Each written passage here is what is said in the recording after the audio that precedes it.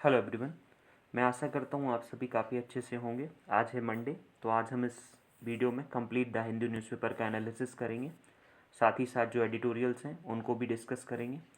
So the first news which is coming that is GST inflows cross 1 lakh crore in अक्टूबर।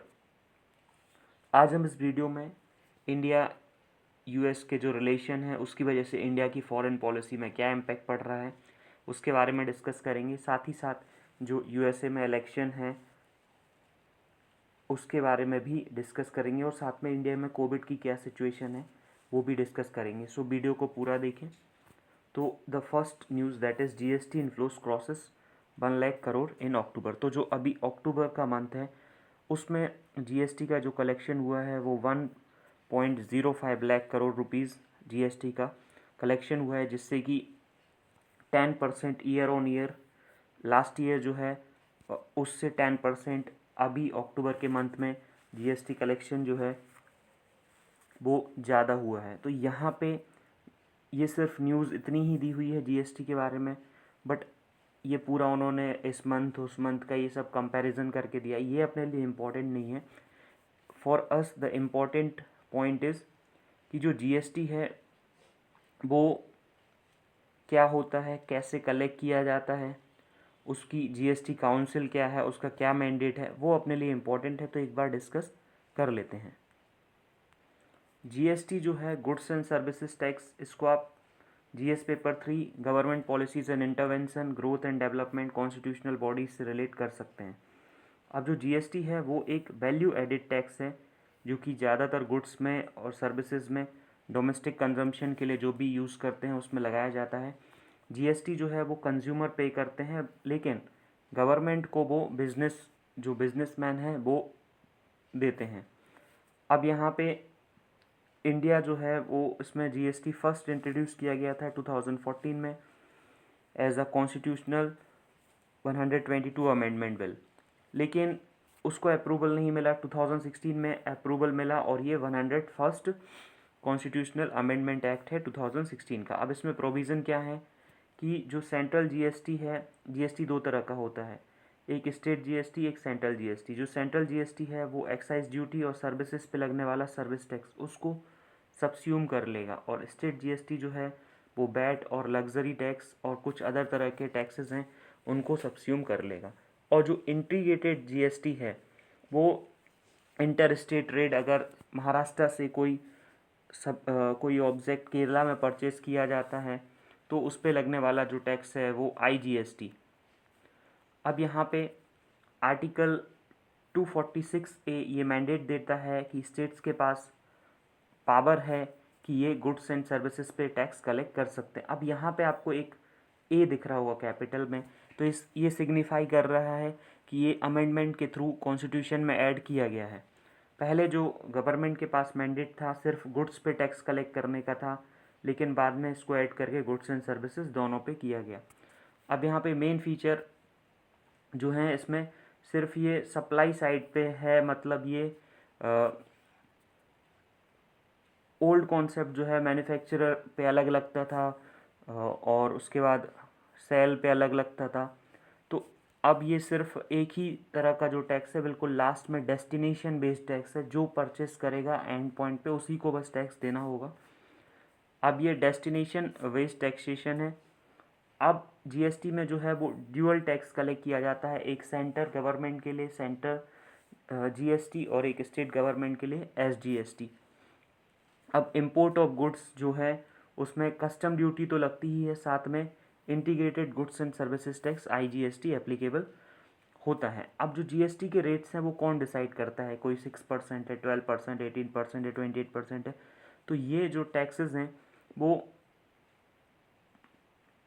कौन decide करता है? These taxes वो centre और states मिलके डिसाइड करते हैं जीएसटी काउंसिल में। ये जो जीएसटी के रेट्स हैं वो 5%, 12, 16 एंड 28% होते हैं। अब sales, entertainment, service, custom duty, excise duty, ये सारे उसमें जीएसटी लगता है। फ्रांस में ये 1954 में स्टार्ट हो गया था, कनाडा 1991। ये प्रीलिम्स के लिए फैक्ट्स हो सकते हैं। देन जीएसटी काउंसिल जो है आर्टिकल 279A के अंडर फॉर्म हुई है, जिसमें कि इसके चेयरमैन यूनियन फाइनेंस मिनिस्टर होते हैं और इसके जो वाइस चेयरमैन होते हैं वो जो भी स्टेट्स हैं और यूनियन टेरिटरी विथ लेजिस्लेचर हैं उनके वहाँ से कोई ना कोई पर्सन जो आता है उसको बनाया जाता है इसका वाइस चेयरमैन। अब 1/3 जो वोटिंग पावर है वो सेंट्रल गवर्नमेंट के पास होती है और 2/3 जो वोटिंग पावर है वो स्टेट्स के पास होती है, और डिसीजन जो है वो 3/4 मेजॉरिटी से लिए जाते हैं। अब यहाँ से क्या रिफॉर्म जीएसटी से मिले हैं? कॉमन नेशनल मार्केट बन गया, बिकॉज पहले ऐसा होता था कि कोई एक मशीन है उस पर बैट लग रहा है महाराष्ट्र में 10%, उड़ीसा में 12%, तो उड़ीसा का पर्सन महाराष्ट्र से आके परचेस कर लेता था, जिससे कि उड़ीसा को रेवेन्यू का लॉस हो जाता था। तो अब यहाँ पे नेशनल कॉमन मार्केट है। Then mitigation of cascading effect, जो कैस्केडिंग इफेक्ट ऐसा कि सपोज़ आपने 100 रुपीज़ की कोई चीज़ पहले परचेस की तो उस पर सेंट्रल गवर्नमेंट जो है वो अपनी एक्साइज ड्यूटी लगाएगी, लेट से 10%, तो 110 रुपीज़ का हो गया। फिर उस पर स्टेट गवर्नमेंट अपना जो है बैट लगाएगी, लेट से 10%, तो ये 11 रुपीज़ हो गया। टोटल 121 रुपीज़ आपको पे करना पड़ा। अब यहाँ पे सिर्फ एक ही टैक्स लगेगा, लेट से 18% जीएसटी के अंडर, सो वो होगा 118। तो इस कंडीशन में आपको जो टैक्स है वो कम पे करना पड़ा, और जो कैस्केडिंग इफेक्ट है टैक्स के ऊपर टैक्स है वो लगने से बच गया। अब कुछ एग्जम्पशन भी हैं जीएसटी के अंडर। तो जो पेट्रोलियम प्रोडक्ट्स हैं, 5 पेट्रोलियम प्रोडक्ट हैं, क्रूड ऑयल, नेचुरल गैस और एयर टरबाइन फ्यूल, इस तरह से टोटल जो 5 प्रोडक्ट्स हैं उनको बाहर रखा गया है। देन टोबैको प्रोडक्ट्स जो हैं उनको करंटली उसमें एक्स्ट्रा टैक्स भी मांगा जाता है। Then advantages of GST, government के लिए एडवांटेज है कि यूनिफाइड कॉमन मार्केट है, जिससे कि फॉरेन इन्वेस्टमेंट को बूस्ट मिलेगा, टैक्सेशन जो है वो स्ट्रीमलाइन हो जाएगा, और टैक्स एवेजन को, अब जीएसटी और यूनिफॉर्म रेट है तो जिससे कि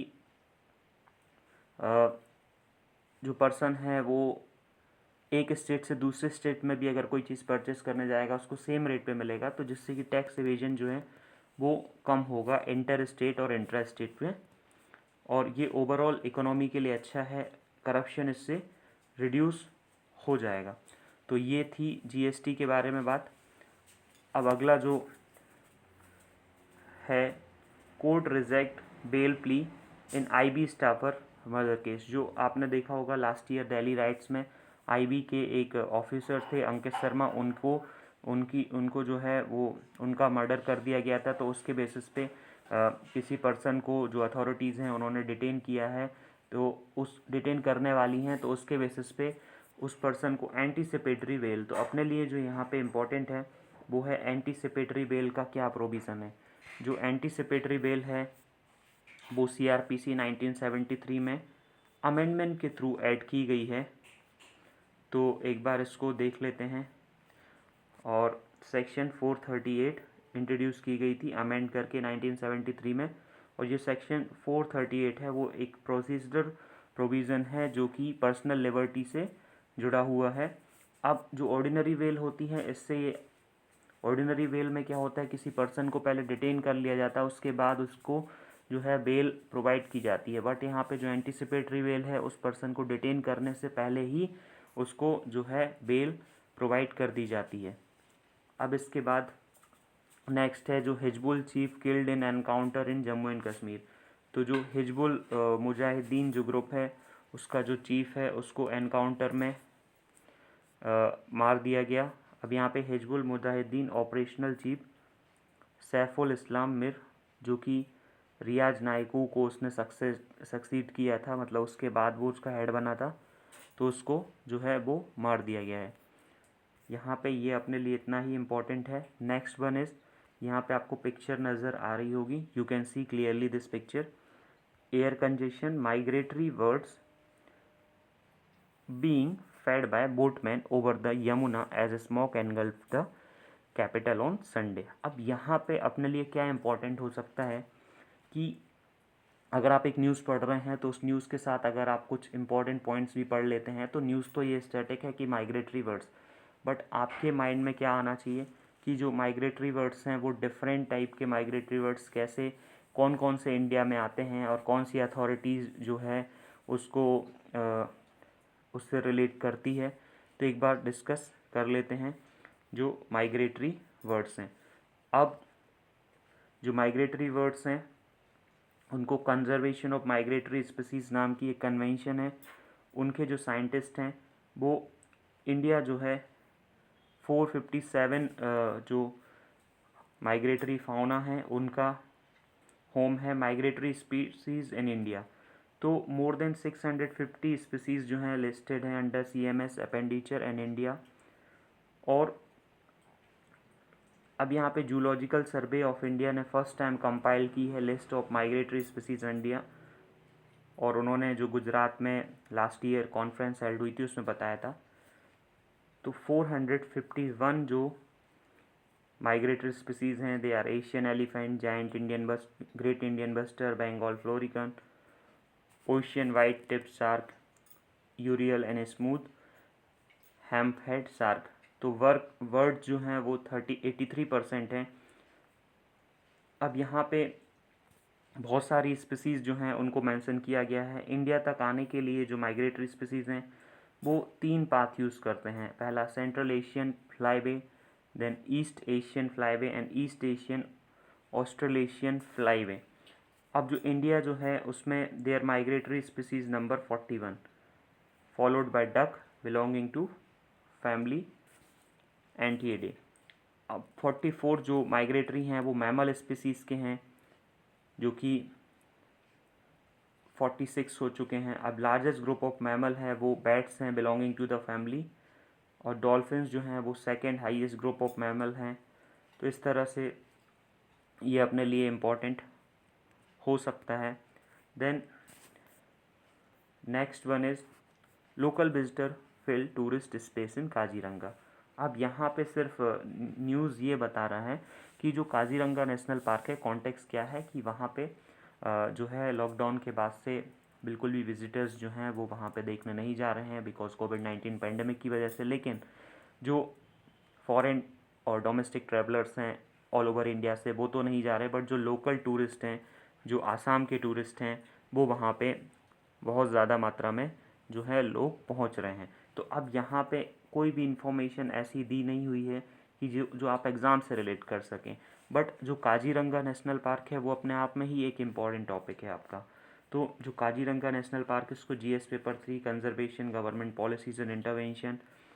अब यहाँ पे जो की पॉइंट्स हैं, इसकी जो लोकेशन है वो आसाम में है और ये 42,996 हेक्टेयर का एरिया कवर करता है, और ये single largest undisturbed representative area है जो कि ब्रह्मपुत्र वैली फ्लड प्लेन में आता है। बिकॉज वहाँ पे ब्रह्मपुत्र रिवर फ्लो होती है तो उसके फ्लड प्लेन में इसका एरिया आता है।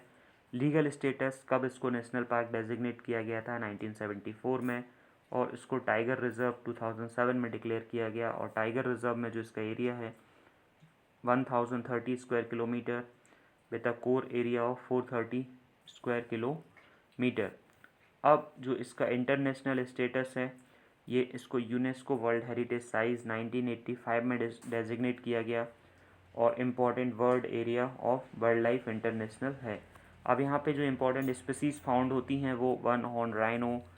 आप ये नोट्स एक्सेस कर सकते हैं, टेलीग्राम का चैनल ये आप ज्वाइन कर सकते हैं, लिंक आपको डिस्क्रिप्शन में मिल जाएगी। It is a home of world most one horn rhino. ये जो है सबसे ज़्यादा जो वन हॉर्न राइनो वर्ल्ड में है, सबसे ज़्यादा यहीं पे पाए जाते हैं। देन पोबिटोरा वाइल्ड लाइफ सेंचुरी जो है वो हाईएस्ट डेंसिटी है वहाँ पे वन ऑन राइनो की वर्ल्ड में, और second highest number of rhinos in Assam after Kaziranga national park, वो इसी के अंडर में आता है, पोबिटोरा वाइल्ड लाइफ सेंचुरी। अब जो कंजर्वेशन है काजीरंगा नेशनल पार्क में वो 4 स्पीसीज़ को कंजर्व करने के लिए है, rhino, elephant, royal Bengal tiger and Asiatic water buffalo. अब 2018 का जो सेंसस है उसमें पता चला कि 2413 राइनो हैं और 1100 एलिफेंट्स हैं। तो यहाँ पे जो है तो टाइगर कंजर्वेशन जो सेंसस जो है कंडक्ट की गई थी 2014 में, ये अपने लिए इम्पोर्टेंट नहीं है। Then next is Kaziranga has also 9 of 14 species primates found in the Indian subcontinent. National जो पार्क है उसमें 250 से ज़्यादा सीजनल वाटर बॉडीज़ हैं। और साथ में एक इम्पॉर्टेंट जो एस्पेक्ट है, डेप्लू रिवर रनिंग थ्रू इट। जो डेप्लू रिवर है वो उसके बीच से, पार्क के बीच से रन करती है। देन जो नेशनल पार्क हैं आसाम में वो है Dibru Saikhowa national park, Manas national park, Nameri national park and Rajiv Gandhi Orang national park. तो ये अपने लिए इम्पोर्टेंट हो सकता है। देन नेक्स्ट वन इज़, यहाँ पे कोई भी इम्पोर्टेंट न्यूज़ नहीं है जिसको प्रीलिम्स या मेंस के पर्सपेक्टिव से डिस्कस किया जाए। देन नेक्स्ट, ये इम्पॉर्टेंट है डेली आजकल, ये जो है टॉपिक आपको देखने को मिलेगा, बिकॉज जो स्टेबल बर्निंग है पंजाब, हरियाणा और वेस्टर्न यूपी में, उसकी वजह से जो दिल्ली के आसपास वाला रीजन है वहाँ पे जो पॉल्यूशन का लेवल है, जो एयर क्वालिटी इंडेक्स का लेवल है, वो बहुत ही ज़्यादा बर्सन हो गया है। You can see here that जो एयर क्वालिटी है उसको अलग अलग साइन डेजिग्नेट किए गए हैं, अलग अलग कलर कोड दिया गया है, dark green, green, light green, yellow, orange, red, dark red. तो इसके बेसिस पे देखा जाए तो दिल्ली की जो एयर क्वालिटी है वो एयर क्वालिटी इंडेक्स में वैल्यू है वो 364 है, जो कि वेरी पुअर कैटेगरी में दिल्ली को रखा गया है। अब यहाँ पे जो इम्पोर्टेंट है, जो एयर क्वालिटी और वेदर फोरकास्टिंग रिसर्च है, सफ़र जो सिस्टम है उसको डिस्कस करना है, और जो एयर क्वालिटी इंडेक्स है उसको कैसे मेज़र किया जाता है वो एक बार डिस्कस करना है। जो नेशनल एयर क्वालिटी इंडेक्स है AQI, वो जो है प्रीलिम्स के लिए इम्पॉर्टेंट हो सकता है, एनवायरनमेंट से आप इसको रिलेट कर सकते हैं। अब जो है AQI की 6 कैटेगरीज़ हैं, गुड, सेटिस्फैक्ट्री जो अभी कलर कोडिंग देखी थी हमने, moderately polluted, poor, very poor and severe. तो जो AQI इंडेक्स है वो रिपोर्ट करता है डेली जो एयर क्वालिटी होती है उसके बारे में। It focuses on health effects one might experience with in a few hours. मतलब ये बताता है कि कैसे जो पॉल्यूटेड एयर है वो अगर कुछ ही घंटों में लोगों को परेशानी जो है वो देखने मिल सकती है। अब जो AQI है उसमें जो है 8 मेजर एयर पॉल्यूटेंट्स को मेज़र किया जाता है। Ground level ozone, PM10, PM2.5, carbon monoxide, sulphur dioxide, nitrogen dioxide, और इंडिया स्पेसिफिक जो है इंडिया अमोनिया और लेड को भी मेज़र करता है। तो सबसे ज़्यादा जो थ्रेट है वो ग्राउंड लेवल ओजोन और एयरबोर्न पार्टिकल्स से देखने को मिलती है। अब यहाँ पे नेक्स्ट जो इम्पोर्टेंट है, system of air quality and weather forecasting and research. जो सफ़र सिस्टम है वो नेशनल इनिशिएटिव है जो कि मिनिस्ट्री ऑफ अर्थ साइंस ने इंट्रोड्यूस किया था, और इसको डेवलप किया था Indian institute of tropical management जो है उसने, और जो IMD है इंडियन मेट्रोलॉजिकल डिपार्टमेंट वो इसको यूज़ करता है। इसमें जो जाइंट LED डिस्प्ले जो है उसका यूज़ किया जाता है 24/7 लोगों को अवेयर करने के लिए कलर कोडिंग के बेसिस पे, जिससे कि लोग अवेयर रहें और उनको जो है एयर क्वालिटी से रिलेटेड, एयर पॉल्यूशन की जो इम्पैक्ट हैं उसके बारे में उनको बताया जा सके। अगली न्यूज़ जो अपने लिए इम्पोर्टेंट है आपके लिए वो यहाँ पे फर्स्ट पेज में तो नहीं है, नेक्स्ट नॉर्थ ईस्ट वाला पेज, इलेक्शन बाउंड, ये कोई भी इम्पोर्टेंट न्यूज़ नहीं है जिसको डिस्कस किया जाए। हाँ, यहाँ पे एक न्यूज़ है आसाम से रिलेटेड, नहीं। नेक्स्ट है अपने लिए साइन ऑफ ईजिंग, कि कैसे जो है कोविड-19 पैंडेमिक से जो इंडिया है वो फाइट कर रहा है और उससे बाहर निकल रहा है। तो यहाँ पे जो टोटल हमें डिस्कस करने हैं आर्टिकल, सबसे पहला जो आर्टिकल है साइन ऑफ ईजिंग, ये कोविड-19 पैंडेमिक के बारे में है। देन नेक्स्ट है shifting trajectory of India's foreign policy, जो इंडिया की फॉरेन पॉलिसी है उसमें कैसे शिफ्ट आया है उसके बारे में बात की जा रही है। देन यहाँ पे the Kamala movement in Indian American politics, तो ये पॉलिटिक्स से रिलेटेड है, और जो कमला हैरिस है वहाँ पे वाइस प्रेसिडेंट नॉमिनी हैं जो वहाँ की डेमोक्रेट पार्टी है उससे, तो वो अपने लिए इम्पोर्टेंट नहीं है। देन फियर्स कॉन्ट्रैक्ट्स, ये USA इलेक्शन के बारे में ही है। देन नेक्स्ट, ये यहाँ पे मंडे है तो मंडे में जो जो जर्नलिस्ट होते हैं, जो राइटर होते हैं, वो अपना लेटर का एडिटर जो है वो लेटर के आंसर देते हैं। और यहाँ पे ये प्लेटफॉर्म वर्कर्स के बारे में ये आर्टिकल है। सबसे पहले ये कार्टून डिस्कस कर लेते हैं। ये जो कैरिकेचर है इसमें आप देख सकते हैं this is the flag of France. और ये जो आपने अगर फ्रेंच रेवोल्यूशन चैप्टर पढ़ा होगा क्लास 9th की बुक में NCERT, तो उसमें आपने देखा होगा कि जो फ्रेंच पीपल हैं उसमें जो रेड फ्लैग है वो लिबर्टी का साइन होता है। तो यहाँ पे इन्होंने जो है ये रेड कैप पहना हुआ है, और उसके बाद पीछे जो हेट क्राइम्स हैं उससे रिलेटेड एक नाइफ है और एक टेरर अटैक से रिलेटेड नाइफ है। तो ये फ्रांस के ऊपर अटैक को शो कर रहा है ये कैरिकेचर। तो अब यहाँ पे वापस से डिस्कस कर लेते हैं कि जो इंडिया में कोविड-19 की क्या सिचुएशन हो रही है। जो India sign of easing India's Covid territory shows downward trend but there is no room for complacency. अब इंडिया का जो कोविड-19 ट्रेजेटरी है, जो ग्राफ है, वो नीचे की तरफ तो आ रहा है, बट कोई भी कॉम्प्लिसेंसी मतलब किसी भी तरह की कमी की ज़रूरत नहीं है।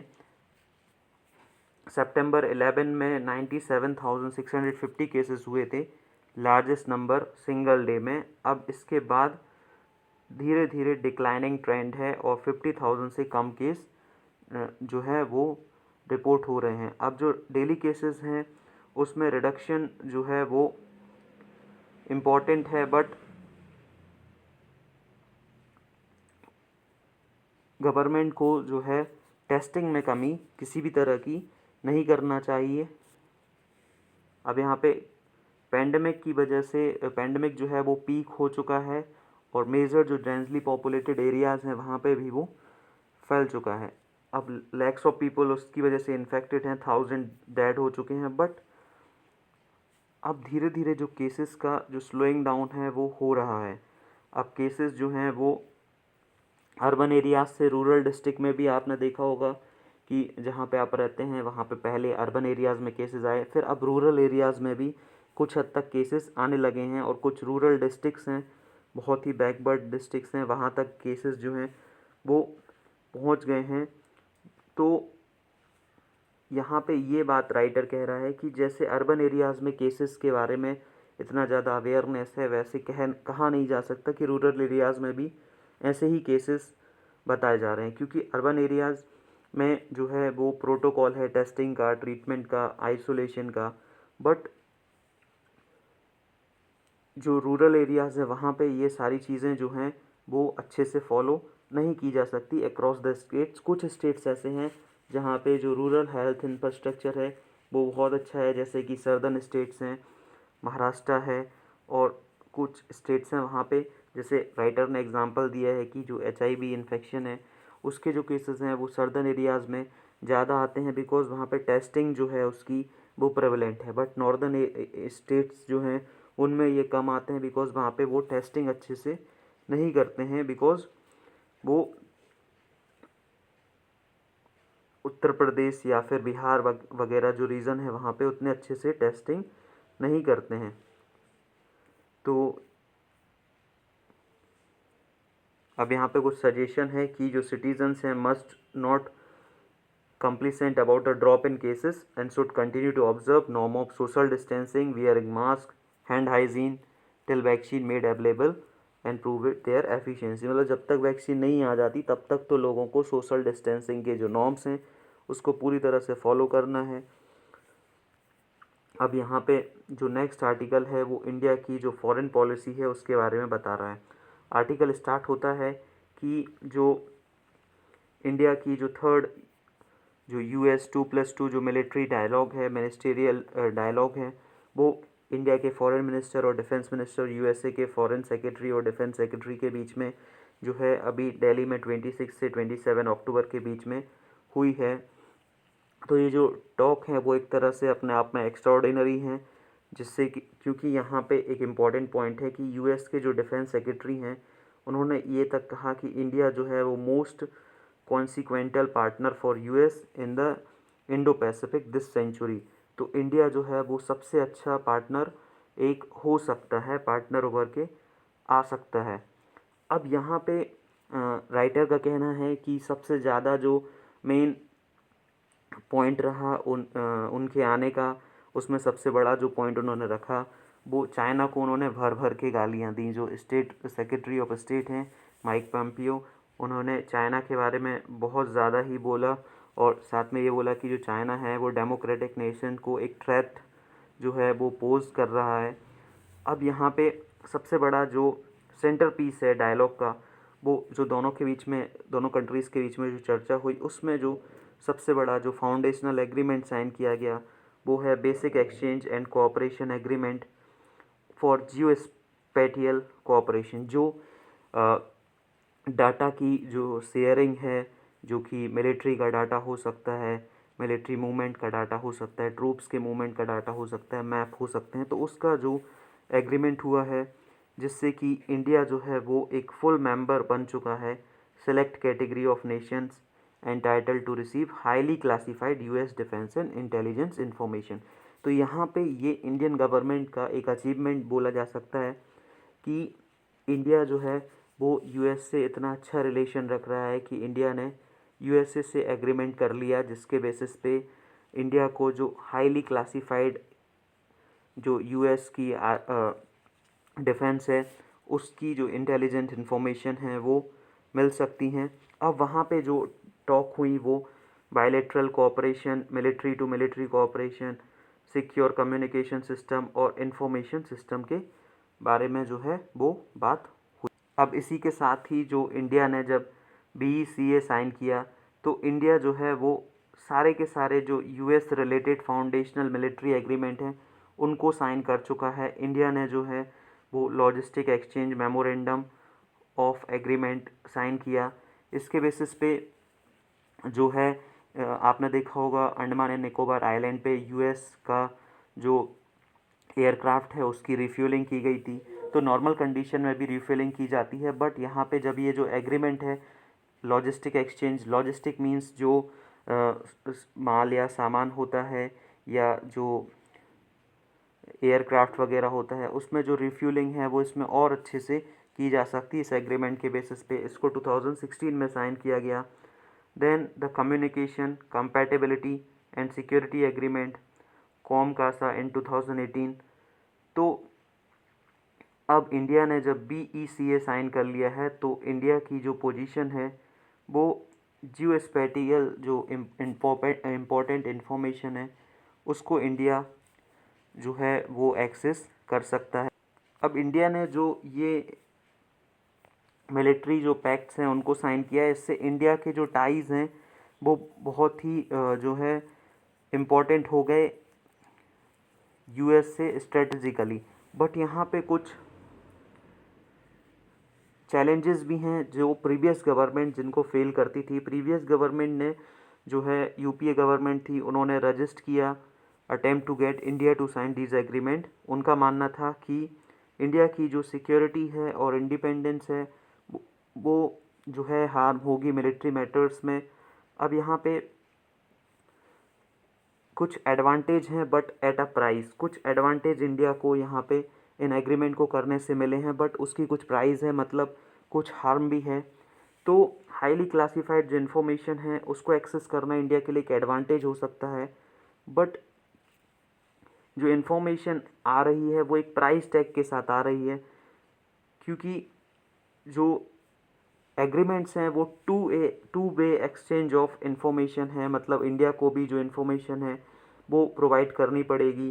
तो इंडिया जो है वो अपने आप को एक स्ट्रेटेजिक ऑटोनॉमी की तरह दिखाता है कि वो उसके पास स्ट्रेटेजिक ऑटोनॉमी है। जो भी स्ट्रेटेजिक मिलिट्री रिलेटेड अफेयर हैं उसमें इंडिया की ऑटोनॉमी है, वो जो डिसीज़न लेगा उसके बेसिस पे वर्क कर सकता है। बट ये एविडेंट है कि अगर ये एग्रीमेंट साइन कर रहा है इंडिया तो इंडिया की जो स्ट्रेटेजिक ऑटोनॉमी को होल्ड करने का जो ये बात है वो एक तरह से खोखली है। वो बात जो इंडिया कर रहा है वो सही नहीं हो सकती है।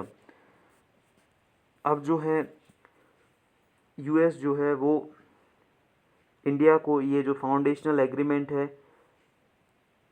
इंडिया से उसने साइन करवाया ऑन द बेसिस कि इंडिया को जो चाइना से जो थ्रेट मिल रही है उसके बेसिस पे। और ये जो है एक कोएलिशन ऑफ द बिलिंग, मतलब चाइना से थ्रेट के बेसिस पे अपनी बिलिंग से इंडिया ने ये सारे एग्रीमेंट जो हैं वो साइन किए हैं, ऐसा लग रहा है। अब यहाँ पे राइटर का कहना है कि इंडिया ने अगर ये एग्रीमेंट को साइन कर लिया है तो उसके बाद इंडिया की जो पहले पॉलिसी थी न्यूट्रलिटी की, किसी एक कंट्री की तरफ झुकने की पॉलिसी नहीं थी, उस पॉलिसी को इंडिया ने जो है वो उससे उसको ख़त्म कर दिया है। और इंडिया जो पावर ब्लॉक हैं वर्ल्ड के, रशिया और जो आपका यूएसए, उससे दूर रहता था। इंडिया की नॉन अलाइनमेंट की पॉलिसी थी, उस पॉलिसी को इंडिया ने वो ख़त्म कर दिया है। अब यहाँ पे राइटर का कहना है कि इंडिया ने जो ये अप्रोच जो अप्लाई की है, इस अप्रोच के बारे में ये बोला जा सकता है कि ये एक तरह से हाईली अपॉर्चुनिस्टिक है। मतलब ये एक अपॉर्चुनिटी को देख के इंडिया ने ये एग्रीमेंट्स जो हैं वो यूएसए के साथ साइन किए हैं। अब जो चाइना के साथ इंडिया के जो रिलेशन हैं उन पे क्या इम्पैक्ट पड़ेगा इन रिलेशन का, या जो रीजनल टाइज़ हैं, जो अदर कंट्रीज़ से इंडिया के जो टाइज़ हैं उस पे क्या रिलेशन पड़ेगा। अब यहाँ पे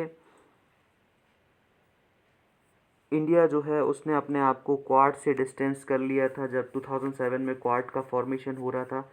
तो उसके बाद जो अपना जो सिक्योरिटी और मिलिट्री कॉनोटेशन है और एंटी चाइना बियास के बेसिस पे कि चाइना से उसका रिलेशन है, उस पर कोई इम्पेक्ट ना पड़े, इंडिया ने अपने आप को अलग कर लिया था। बट यहाँ पे अब जो क्वाड बनता जा रहा है वो एक तरह से एंटी चाइना ओरिएंटेशन बन गया है। और ऑस्ट्रेलिया को भी इंडिया ने इनवाइट कर लिया है मालाबार एक्सरसाइज में पार्टिसिपेट करने के लिए, जो कि 4 कंट्रीज़ जो हैं वो मालाबार एक्सरसाइज में पार्टिसिपेट करती हैं। India, USA, Japan and Australia. अभी 4th कंट्री जो है वो ऑस्ट्रेलिया, उसको ऐड कर लिया गया है। तो अब इसके बेसिस पे इंडिया के जो टाइज़ हैं वो उसमें क्या प्रॉब्लम होगी इसको देखना है। अब यूएस जो है, इंडिया का जो इंटरेस्ट है, इंडिया चाइना जो रिलेशन है वो आसान नहीं रहे हैं। 1988 से इंडिया ने जो है वो पॉलिसी फॉलो की है avoidance of conflict with China. China से इंडिया ने जो है कुछ हद तक अवॉइड किया है कॉन्फ्लिक्ट को। डोकलाम जो हुआ था 2007 में, इंडिया ने जो है वुहान में जो इनफॉर्मल टॉक हुई थी, देन मल्लापुरम में हुई थी, तो इससे बेटर रिलेशन मेंटेन करने की कोशिश इंडिया ने की है। बट ये और भी ज़्यादा प्रॉब्लमेटिक होता जा रहा है बिकॉज इंडिया जो है वो अब यूएसए की तरफ बहुत ज़्यादा ही जो है वो लीन कर रहा है। और ये तो सभी को क्लियर है कि जो यूएसए का एम्बिशन है वो चाइना को कंटेन करने का है। तो इसके बेसिस पे इंडिया और जो चाइना है वो एक दूसरे से कन्फ्रंट कर सकते हैं। अब यहाँ पे इंडिया की जो विलिंगनेस है वो फाउंडेशनल मिलिट्री एग्रीमेंट जो यूएसए से साइन किए हैं, हाई ग्रेड जो इंटेलिजेंस और दूसरी सेंसिटिव इन्फॉर्मेशन को लेने के लिए, तो इंडिया की ये चॉइस बताती है कि इंडिया जो है, जो पहले से ही इंडिया चाइना रिलेशन ख़राब है, उनको और ख़राब जो है इंडिया जो है वो करना चाहती है। अब यहाँ पे जो बात है वो south Asian association of regional cooperation, जो साउथ एशियन कंट्रीज़ हैं, वेस्ट एशियन कंट्रीज़ हैं और नेबरहुड है, वहाँ पे जो इंडिया है उसका जो इन्फ्लुएंस है वो ठीक ठाक है। तो जो यूएसए और जो चाइना है दोनों अपना इन्फ्लुएंस, जो वेस्ट एशियन कंट्रीज़ हैं, साउथ ईस्ट एशियन कंट्रीज़ हैं, वहाँ पे अपना इन्फ्लुएंस है वो बढ़ा रहे हैं। अभी जैसे फॉर एन एग्ज़ाम्पल जो मिलिट्री पैक्ट हुआ है यूएस का, जो है chosen into military pact with US to counter Chinese expansion Indian ocean region. जो चाइना है वो अपना जो रिलेशन है वो यूएई के साथ इम्प्रूव कर रहा है और उसको डिप्लोमेटिकली हेल्प कर रहा है। अब जो लेटेस्ट यूएई और इज़राइल की जो लिंकेज है वो इंडिया के जो इम्पैक्ट हैं वो उस रीजन में इंडिया का जो रिलेशन है उस रीजन में उसको इम्पैक्ट नहीं करता, बिकॉज इंडिया के जो यूएई और इज़राइल दोनों से ही रिलेशन है वो ठीक ठाक हैं। अब यहाँ से अफ़गानिस्तान जो है उसमें यूएसए तो जो है, अब यहाँ पे जो इंडिया का रिलेशन है वो अफ़गानिस्तान से वो भी इम्पोर्टेंट है, और अफ़गानिस्तान में जो वहाँ तालिबान, पाकिस्तान और यूएसए और इंडिया का इंटरेस्ट है उसमें इंडिया को जो है वो ज़्यादा से ज़्यादा जो है समझने की ज़रूरत है, बिकॉज़ इंडिया का जो इन्वेस्टमेंट है वहाँ पे डेमोक्रेसी को लाने के लिए वो बहुत ही ज़्यादा है। तो उसके बेसिस पे यहाँ पे राइटर का कहना है। देन नॉन अलाइनमेंट मूवमेंट जो है वो इंक्रीजिंगली इंडिया ने अपने आप को African and Latin American group से जो है वो दूर रखा था, बट इंडिया जो है अब जो नाम की जो पॉलिसी है उससे भी एक प्रकार से दूर होता जा रहा है। तो ये आर्टिकल था। अब नेक्स्ट ये प्लेटफॉर्म जो वर्कर्स हैं उनके बेसिस पे ये आर्टिकल है, जो अभी सोशल सिक्योरिटी जो बिल गवर्नमेंट लेके आई उसमें जो प्लेटफॉर्म वर्कर्स हैं जैसे कि जो जोमेटो या स्विगी या ये जो फूड डिलीवरी वर्कर्स हैं या जो कैब एग्रीगेटर्स हैं, तो इनके लिए गवर्नमेंट ने जो है वो कोई भी ऐसा पॉलिसीज़ जो हैं वो फॉर्म नहीं की हैं, उसके बेसिस पे ये आर्टिकल है।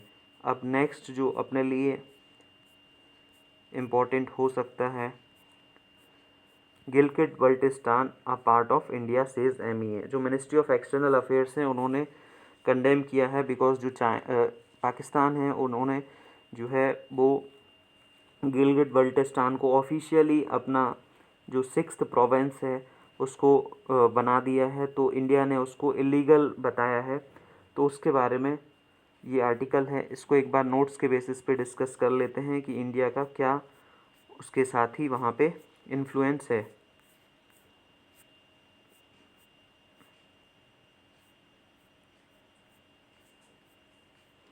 गिलगित बल्टिस्तान जो है वो पाकिस्तानी प्रोविंस बन गया। अब रिसेंटली जो है पाकिस्तान ने डिसाइड किया है कि वो गिलगित बल्टिस्तान को स्टेटस दे देगा फुल फ्लेज प्रोविंस का। तो गिलगित बल्टिस्तान जो है one of the disputed territory है। तो गिलगित बल्टिस्तान पहले जो था करंट स्टेटस है वो ऑटोनोमस रीजन है, अब उसको ऑटोनोमस रीजन के साथ ही 5th प्रोविंस बना दिया जा रहा है। तो पाकिस्तान के पास 4 प्रोविंस हैं अभी करंटली, जो कि बलूचिस्तान, खैबर पख्तूनख्वा, पाकिस्तान, पंजाब एंड सिंध। तो क्रोनोलॉजी क्या है इसकी, 1999 में पाकिस्तान का जो सुप्रीम कोर्ट है उन्होंने रूल किया कि पीपल ऑफ गिलगित बल्टिस्तान जो हैं वो पाकिस्तानी सिटीज़न हैं, और फेडरल गवर्नमेंट को डायरेक्ट किया कि उनका जो अप्रोप्रिएट एडमिनिस्ट्रेटिव और लेजिस्लेटिव मेजर लेके आए जाएं। 2009 में जो गिलगित बल्टिस्तान है उन्होंने सेल्फ गवर्नेंस ऑर्डर इंट्रोड्यूस किया, मींस वो ऑटोनॉमस बन गए। 2015 में कमेटी कॉन्स्टिट्यूट की गई फेडरल गवर्नमेंट के द्वारा, giving Gilgit Baltistan a status of province. 2018 में न्यू ऑर्डर इंट्रोड्यूस किया गया, सारे के सारे जो पावर्स हैं गिलगित बल्टिस्तान के काउंसिल के वो असेंबली को दे दिए गए। तो ये एलिवेशन है वो, इससे adequate representation for all province, constitutional body including the national assembly and the senate. अब जो गवर्नमेंट है वो स्टार्ट करेगी special economic zone and China Pakistan economic corridor पे जो वर्क है वो स्टार्ट कर सकती है, क्योंकि अभी अगर वहाँ पे वो गिलगित बल्टिस्तान को ऑटोनॉमी देते हैं तो उसके बेसिस पे उनके कुछ जो इंटरेस्ट हैं वो इन्फ्लुएंस हो सकते हैं। अब जो चाइना उस पर डेवलप कर रहा है Diamer Bhasha dam, Kohala hydro power project and Azad Pattan hydel power project. अब इंडिया का जो इसमें इंटरेस्ट है, इंडिया का कहना है कि तो गवर्नमेंट जो पाकिस्तान की गवर्नमेंट है या पाकिस्तान का कोर्ट है उसका कोई भी इंटरेस्ट वहाँ पे नहीं बनता, बिकॉज़ वो अनडिस्प्यूटेडली इंडिया का पार्ट है और पाकिस्तान ने उसको इलीगली और फोर्सफुली ऑक्यूपाई करके रखा हुआ है। इंडिया जो है वो कम्प्लीटली रिजेक्ट करता है जो भी एक्शन पाकिस्तान ने करंटली अटेम्प्ट लिए हैं। For while protesting Islamabad effort to bring, जो वहाँ पे चेंज लेके आ रहा है पाकिस्तान, उसको भी इंडिया ने इलीगल माना है। अब यहाँ पे जो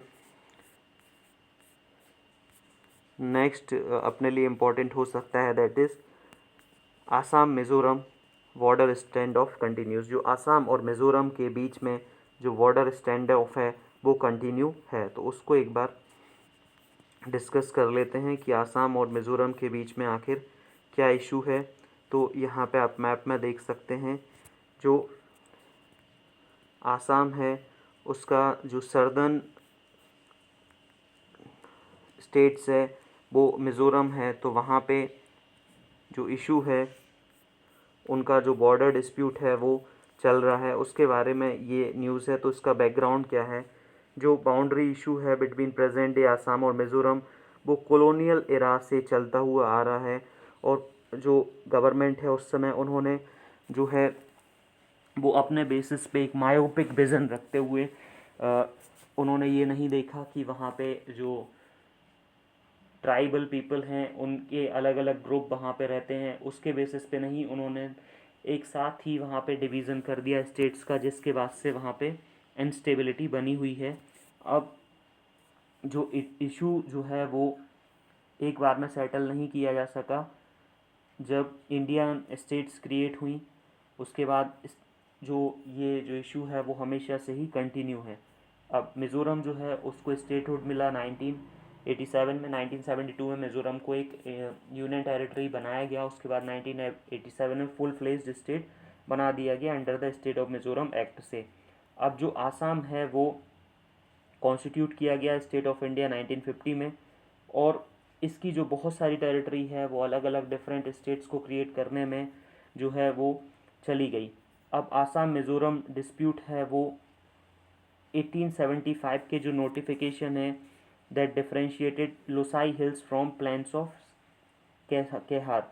जो लोसाई हिल है वो मिज़ोरम का पुराना नाम है, और द एनदर ऑफ 1933। अब यहाँ पे दो नोटिफिकेशन है, एक है 1875 का और एक है 1933 का। तो जो आसाम है वो चाहता है कि वो 1875 का नोटिफिकेशन जो है उसको फॉलो करे, और जो मणिपुर है वो जो मिज़ोरम है वो चाहता है कि वो 1933 का जो रूलिंग है उसको फॉलो करे। तो मिज़ोरम जो है वो boundary should be demarcated on the basis of 1875 notification, जिससे कि बंगाल ईस्टर्न फ्रंटियर रेगुलेशन के बेसिस पे जो एक्ट आया था उससे मीज़ो लीडर्स ने अपना जो पॉइंट है वो 1933 के पैक्ट के अगेंस्ट रखा, बिकॉज उस समय मीज़ो सोसाइटी से इस बारे में जो है वो बात नहीं की गई थी।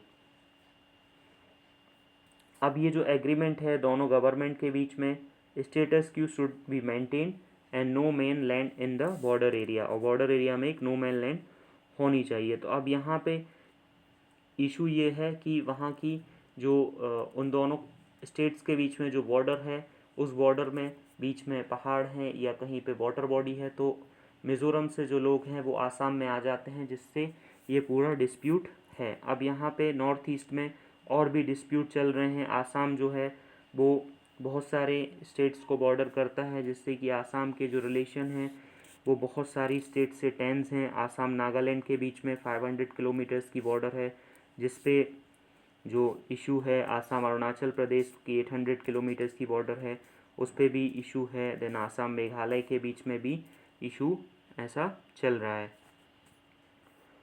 अब यहाँ पे जो है file FIR for cyber crime states told.